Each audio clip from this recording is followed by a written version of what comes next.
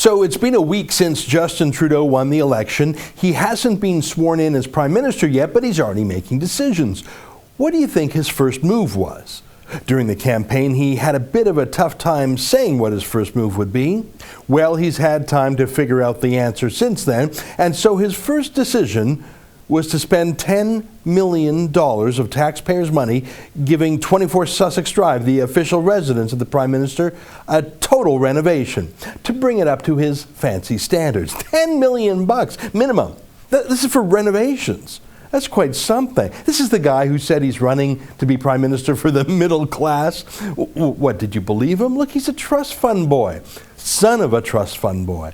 It's been 3 generations since any Trudeau has had to work for his money.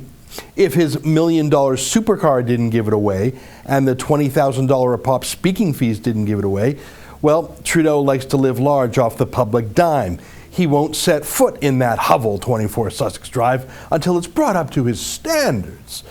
Look, I've had the good fortune of being at 24 Sussex Drive a few times in my life as a guest. It's a pretty amazing place. It's a very large property with gorgeous views across the Ottawa River of Quebec, just gorgeous. I acknowledge that the inside of the house feels a little bit dated, like I'm sure Buckingham Palace or Versailles does. Look, it's a grand public building. It's supposed to feel old. It's not an ultra-modern, ultra-sleek building.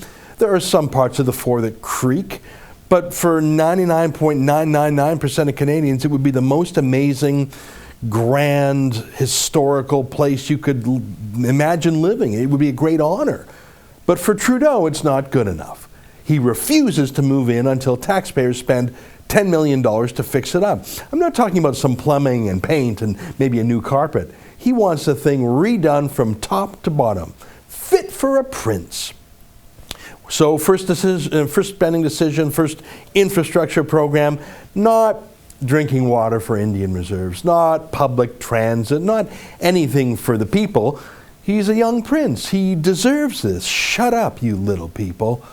And right on cue, the media party has come to his defense. Here's Trudeau fanboy number 85, Michael Denton to the National Post, writing that it would be outrageous if Trudeau didn't spend $10 million renovating it, and anyone who dares criticize this is just a Tory hack. Okay, Michael, we get it. You want an invitation to dinner when Trudeau finally moves in. We hear that loud and clear. Justin Trudeau hasn't even been sworn in officially as Prime Minister, and he's already spending millions of dollars on himself. Old ad scam cronies are coming out of the woodwork looking to get back at the taxpayers' trough. It's party time again in Ottawa. Look, we've had it too good in Canada for 9 years. We've had a Prime Minister who really was middle class and lived like it and treated public money like it.